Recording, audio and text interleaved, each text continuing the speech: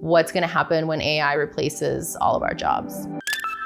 A computer is as smart or smarter as a human, which sounds scary. We're going to be texting with AI people, Yes. AI robots. Okay, if we pause, what are other countries going to be doing to get ahead of this race? AI race is happening. There's a lot of people in the world that are working towards building these really smart computer networks. Elon Musk was going to start his own AI team. So there's really nothing stopping from someone or these tools inputting some of my old YouTube videos, replicating my image, my voice, and creating a video that's not actually me.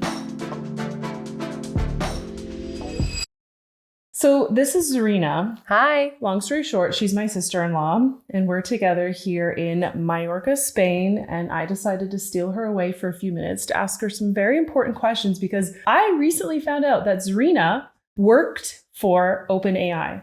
And not only that, she was the sole marketer when ChatGPT launched in November of 2022. Yep. Zarina, welcome to my Thank you. I'm YouTube world. so excited to be here. Thanks for having me. I'm excited to chat about OpenAI, marketing, and AI in general. Yeah, so we're both fellow marketers for context. And when I heard that Zarina was the only marketer at ChatGPT, I was very curious about what was going on in the inside when ChatGPT exploded onto the scene. I think that's fair to say. Yes. Because I read that it was probably the world's most successful product launch ever, 200 million users in 2 months. So take me back to how you got a job at OpenAI to begin with. So I have been in marketing for over 10 years. And prior to OpenAI, I worked at an organization called Arose, where I got most of my experience in marketing and really focused on event marketing, lead generation, and customer marketing. An opportunity came through someone I had in my network, and they reached out to me and said, look, I'm working for this company. It's called OpenAI. You've probably never heard of it, which was true for most people up until ChatGPT launched. And they were like, you do some research, let me know what you think. I did some preliminary research, and my first thought was, I'm not in AI, like I have not been in that world. And then I went into the depths of Reddit and started really reading about what OpenAI has worked on, what the future potential is with artificial intelligence, and realized that this was an opportunity that I really couldn't pass up. So after a interview process of meeting a lot of folks in the organization, discussing what the potentials were and like what the job would actually entail. Because as there are a lot of marketers in the audience, marketing world is a little bit always unknown, and it's always changing and shifting from what you've worked on in an industry you've worked on to an industry that you really don't have a lot of knowledge on was a huge and scary jump. I obviously don't regret it. And just the learning curve there took a little bit, but now that I'm in the world of AI, I can't ever leave. Because you came from design. Yes, it was product design. It was a marketing design software that really enabled marketers to create interactive content really easily and scalable. What were you hired for exactly at OpenAI? I was hired to be the enterprise marketer, and my main focus was the commercialization of the product, working with organizations on how they can adopt the technology and use it internally. So in layman's terms, when you started at OpenAI, what was your goal? What was your responsibility? At the time, there was only really 2 products. One was Codex and the other one was GPT-3. So figuring out how to tell customer stories of how folks were using GPT-3 and Codex. So you joined OpenAI about a year before ChatGPT launched. Yes. I knew that the product was amazing when my mom, like a week and a half after the launch, without me telling her, like, look, we launched this product called ChatGPT, you should try it. My mom was like, oh, I've been using ChatGPT. I use it for work and I use it for recipes. And I was like, okay, cool. Obviously, there was probably a lot internally going on at OpenAI in December and January. What was the sentiment like from what you remember? I can't speak too much about what was going on internally at OpenAI, but the excitement was just like so contagious and so like I'm so proud that I was just able to be a small part of that journey and that launch, but it was really empowering and just really special. Yeah, I can't even imagine. Can you speak to the people who are running AI, like management, the CEO? Is there anything you can share there? Not really, other than the fact that it's run by a really great group of smart people. Right. The marketing aspect I'm super interested in because we're both marketers. However, I know with AI, there's a lot of like big picture questions that people have about it. So in layman's terms, for all of us to understand, what is the big picture that's going on right now with AI? Okay, so this is how I talk about it when explaining it to family and friends. Basically, there is a race for artificial general intelligence, which we call AGI. There's a lot of companies and people working towards AGI, and that is really defined when a computer is as smart or smarter as a human, which sounds scary. But I promise it's not that scary. And I define it by when a computer can build a computer. So from start to finish, a computer can write all the coding and programming for the computer, but also can actually physically build the computer. That's what AGI is. There's a lot of different definitions, but that is how I define it. And I do think, and like now a lot of people are guessing of when we will reach AGI. I think a few years, the number was like 2060. My guess is that I think it'll happen in the early 2030s. It's 2023. So like in the next 10 years? Yes. I think the future looks really bright. I think this is very similar to when the internet first came out. And we were talking a little bit about this earlier, but when the history of the internet is that it was used as a weapon of war. It was used as a way for folks to communicate without phone lines and people listening in. So I think we're on, a brighter path here. I do think that there is going to be a lot of work from the government, alongside the government, to figure out how to safely deploy this technology. But I do think like 15 years from now, the computers are going to be really smart. They're going to be a part of our social circle. I think someone that you go to text all the time is going to be an AI. We're going to be texting with AI people? Yes. AI robots? Oh, folks are already texting with AI. Like as a friend or a girlfriend? As a friend, boyfriend? I'm sure it'll be a girlfriend or boyfriend for some people. I think we'll probably use it, just like think of how you use ChatGPT, kind of like an assistant type of thing, or just like a really good Google search, but you'll be just using that through text just because that's what we're used to. There's a lot of interesting companies out there that are already using AI to come up with like really good, even like aftercare programs when you're a doctor, mental health and things like that. But I do think that we're going to be like texting with our AI friends. A lot of questions from my audience were fear-based, I would say. It reminds me of when we all got Hotmail accounts in the 90s and we kept them anonymous because we weren't really sure what it was. And I think it's natural for humans to be fearful of what this big, powerful change is. But everything I've heard from you is really optimistic. Yes. And how do you have that optimistic mindset? Like, what do you know that other people just aren't really understanding yet? The AI race is happening. There's a lot of people in the world outside of the US that are working towards building these really smart computer networks, making sure that the good companies and that the right companies are the ones that are ahead of this race, I think is what's really important. Within companies like OpenAI, there's teams that are just focused on making sure that this is released in a really safe way. Even with ChatGPT, like I think it's still a research only product because they're constantly figuring out ways to make sure that these products and that these language models are released in a really safe way.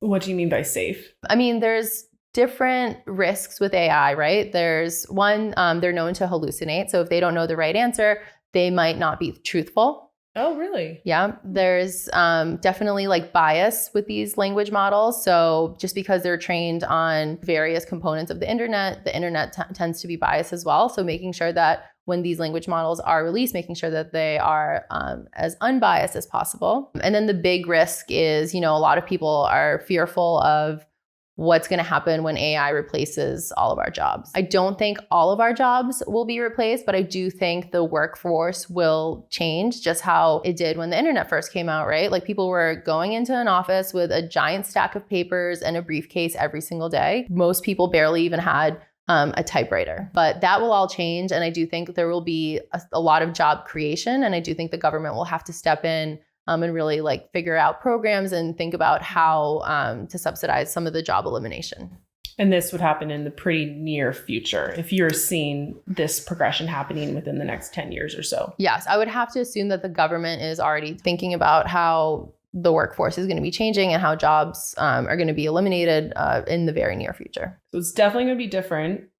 But similar to the internet, we've all adapted. I Yes. guess with the internet, we had a lot more of a runway to adapt and evolve, where AI just feels like it's coming so fast at us. So the technology has really been around for a while. People just didn't really understand it or were able to conceptualize the power until there were products like ChatGPT. All these marketing tools that marketers were already using, they were already using AI. They just weren't really thinking about the sauce behind it. They were like, oh, there's a platform that helps me write really good subject lines and blog copy, but people weren't necessarily thinking about the actual technology that was behind it. And OpenAI has the word open in its name for a reason, correct?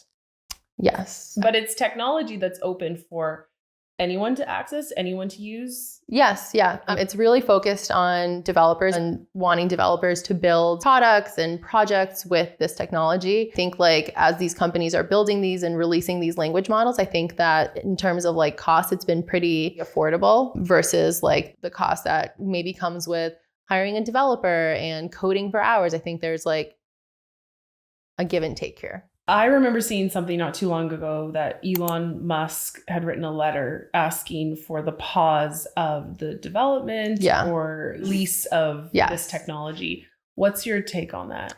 I think there was also information out there that Elon Musk was going to start his own AI team. So I think, you know, he probably had a self-serving reason to make that request. And I think that a lot of the other organizations that signed it were thinking about, okay, well, we're not in the ahead of this race right now. So let's put a pause so we have time to catch up. But I think the worries with that is, okay, if we pause, if the country pauses, what are other countries going to be doing to get ahead of this race? And I think that could hurt the AI and the safety of AI, like in general. It could be detrimental. By country, you're referring to the US? When I say our country, yes, I'm referring to the US. I do think like there's other countries out there that we just don't know what the technology that they have is. And I think that could be really dangerous. Mm-hmm. So OpenAI is not planning to pause as far as you know.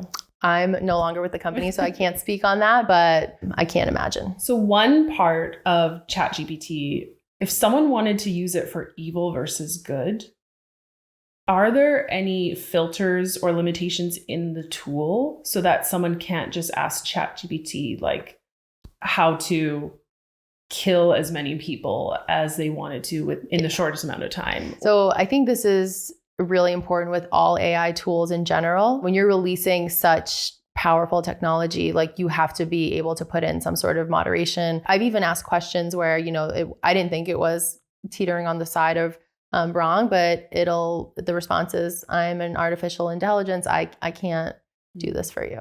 There's definitely content filters and moderation filters with technologies like ChatGPT, but also any other technology that's using artificial intelligence in like a commercial way. The risks are, you know, deep fakes or how do we make sure like with image language models, like there's Midjourney and Stable Diffusion that's out there and Dolly. Okay, like how do we make sure that the content that those image ones are putting out, you can't type something that could be dangerous or impersonating someone. I agree with what you said about deep fakes. I feel like that's a big threat to misinformation being spread in the future and what is a deep fake, first of all? Like you type something in like Elise riding a horse on a beach, even though that picture never actually happened. These AI language models could potentially have an output that looks like it actually happened. And we're already seeing that, people creating videos that it looks like Kanye West is saying something, but it's not him. Yes. Same thing with images. And then audio is going to be another really big one.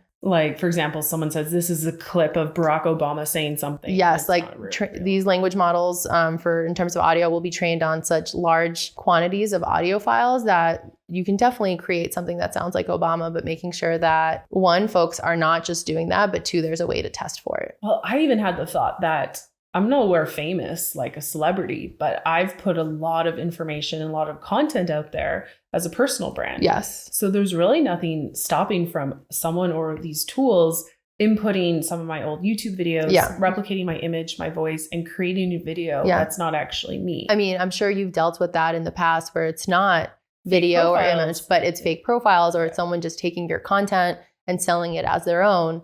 I think we've all probably been plagiarized at some point. But yes, I do think that there needs to be some sort of like, okay, is this real test? And what do you think that's going to look like? Like, is it up to OpenAI to also develop that for people while this tool is blowing up and growing in usage? I think it's up to either the organizations that put out this technology, or I do think that it'll be at some point something that the government has to work alongside with, or companies will probably start to pop up over the next few months that are focused on just verification. What are some cool applications of AI that you're seeing? I'm really interested in ones that better society. So I'm really all about like the ones that are focused on mental health. One is actually works like a text messaging person, and they text you every day. They say, hey, how are you? How are you feeling? And the conversation, like the first time I used it, I got chills because it felt like you were texting with a friend. So I see how like after a few days of texting, you're able to really truly text like you would with a friend. I think it's so fascinating and powerful that we can have that. And then on the flip side, we are entering this world where people will have these relationships with robots effectively. Yes. And this isn't new. Like it's already real robots people have relationships with. But do you trust humanity and as we go down this path to know what's real versus fake, or are we just reaching a point where we're merging? I think we're going to reach a point where I don't want to say that we're merging, but I do think that the relationships that we have with this artificial intelligence, or the use cases that we have with artificial intelligence, will be as important in our lives. Like we won't be able to get through the day without texting or using our AI. So interesting. So we're going to be more addicted to our phones. Yes, for sure. Using AI. Yes. I can feel the baby moving as we're talking about this. And you're a mother. Yes. And I'm about to become a mother. And I'm not going to lie, I don't know how to think about the future of my child's future because I was born in 1987. I remember life before the internet. I remember getting the internet. And I've leveraged the internet like crazy to have my own business for the last 10 years. It's been a real opportunity. But things have moved so fast that I can feel myself defaulting to the fear. And I have no idea what the future is going to look like 20 years from now when this child is entering adulthood. How do you feel about your daughter's future when you think about AI in that world? I'm very optimistic about it.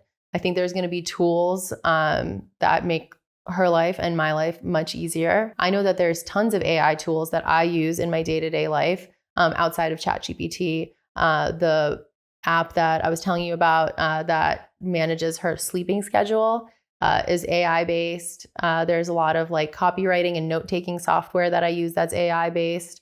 So I think like those tools will just become more and more part of our everyday life. And I think the tools that don't necessarily have AI right now are probably working on ways on revamping their products, like banking, airlines, flying, are all figuring out ways to kind of relaunch their products with AI. It's making me think of that saying, adapt or die, because we've seen a lot of people not adapt to the internet. A lot of our parents' generations and older, never took to those technology tools that might have made their profession easier. Is this saying adapt or die more true now than ever to have that optimistic future that you see? Yes, I think so. I mean, we're all already using AI in some ways. We just might not necessarily know that that's the tech that's powering this thing that we use. And I think that's just going to become more and more common in the different things that we do every day. Big pictures or anything else you want to share about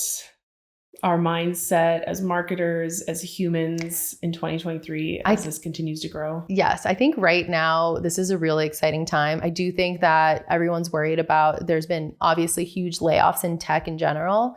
I think that the job creation and the company creation that's happening right now and will start to kind of evolve over the next few months and come really on the market is very exciting. People are thinking of products that will be as big as Uber, as big as Facebook and Instagram and all those things that we use all the time. Those things are being built right now, and it's going to be very exciting to see what comes to life. Now, before we wrap, I actually want to get your take on using ChatGPT, the tool itself, because I bet I know such a rudimentary version of it and that you know all the tips and tricks. Before we dig into the tool, what are some things that people can do with ChatGPT that they don't even realize for the most part? Yeah, so I use it for all copywriting. There's obviously a lot of marketing tool copywriting out there, but I stopped using it. Every email that I write, I basically draft in ChatGPT, or every notes like it's now my note application. And with the emails, I usually write it out in bullet points, and then I'll hit enter. And then I say, okay, pretend you were just in a meeting with an executive from XYZ company. You need to write a follow-up email with the above bullet points. You want to make sure the email is short, in a friendly tone. Please help. I always say please and thank you. And it'll write a great recap email that I'll maybe need to tweak one or two things, if any at all. So it's faster to give it the prompt and the bullet points. Yes. And it writes a better email than you could. Yes. I also always ask it to play devil's advocate. So I will say, what are some risks around using AI? And it'll give me a bunch of bullet points. And then I say, now pretend you work in government and you are governing for why we should be able to use AI. What are some bullet points that you might use to argue the above bullet points that you just gave? I love that, because I work in marketing for small business owners. And oftentimes I ask people, think about the mistakes your audience is making. Think about the myths or objections they have. Why might something not work? And then I always ask that question. Like I say, please give 3 reasons why the above answers might be wrong. And then I say, okay, now redo the answers thinking of those 3 reasons that you gave. Those are great prompt tips. I don't know about your Facebook feed, but as a marketer, my Facebook feed is now filled with ads of people saying like 300 prompts for ChatGPT to use it better. What are some of your favorite prompts to give the tool to make it more effective? I would recommend, one, always giving it a style. If you're wanting to use it in a informal tone or formal tone, make sure that you give it that style. And then what do you mean by style? Oh, like write this in a formal tone. Okay. Write this in a creative tone. Write this in a funny tone, but always giving it a style, especially in terms of like copywriting. And then the other hack that I use is always adding in, pretend you are a scholar in XYZ.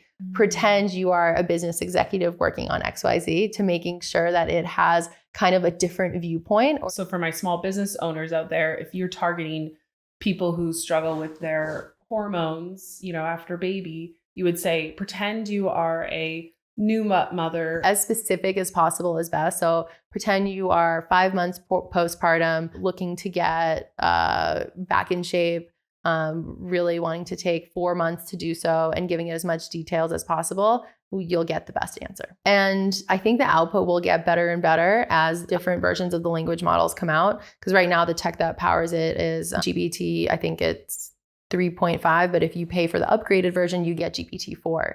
And you'll see that the outputs always change with the different language models. So one can be more creative, one can be more formal, and that is just how it is by nature. So giving it that tone and that style can change your output drastically. Different language models, is that referring to ChatGPT 3 versus 4? Yes. So the product that people go on to use is ChatGPT. So when it first came out, I think it was GPT-3, and that is the main language model that kind of powers all of OpenAI's tech.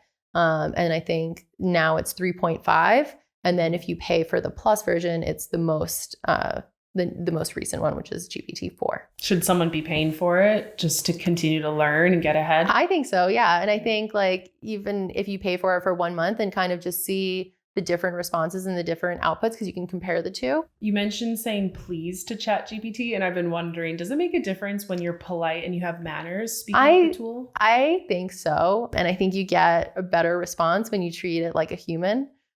So please, thank you, and just providing as much context as possible. Like if I wanted a coffee, I would get a better response from you if I said to you, Elise, I want a coffee. Or if I said, Elise, I'm really craving a cappuccino. Where do you think we should go to get one? Then that kind of prompts then you potentially to open your phone and start looking at coffee places. Like that's how I think of these AI models when talking to them. So it's almost like you want them to like you so that they give you a better answer. They go the extra mile. It is kind of human-like in that sense. Yes, for sure. Yeah. My current problem with ChatGPT is that I don't have the habit of using it in my day-to-day tasks. Like I'm still writing emails from scratch. Yeah. So what's the best way to start incorporating it day-to-day, or even just like remind yourself, hey, run this through ChatGPT first before writing something? I mean, because I was working with it every day, I adopted it really quickly. But I think always having it open in one of your tabs or even on the side of your screen will be really helpful in terms of it. And I just use it like I would previously use my notes on my computer. Notes meaning you capture an idea, you leave it there? Yeah. Okay. So you're not using it like Google? No, I'm not using it like Google. I'm using it more of like a really intelligent notepad. So you give them your notes, you give them your ideas, and then you give the prompt of what you want. Yeah. And then there's other tasks that I'm like, oh, this would probably work well with ChatGPT, like writing my daughter's birthday invitations, and then just various things like that. And then I find more and more use cases for it every day. My favorite one being recipes. You're probably someone who arguably has one of the most experience using the tool, because you probably got early access to it. You've been using it for a year and a half plus. So I'd like to see how you use it. Let's do it. Okay, so we will try for a recipe for eggs. So typically, I think when people think about like these AI technologies, they would treat it like Google. So we'll say recipe for scrambled eggs. Okay, so this is pretty basic. Although, I don't know, it's pretty impressive that it gave some optional toppings and ingredients. It's really going in depth. Yes. Actually, I think this is pretty, I expected slightly less. But let's say recipe for soft scrambled eggs that would be made by a contestant on, let's leave the typo in. Maybe a contestant on Top Chef used to wow the audience, but keep it to 3 ingredients. Lots of typos.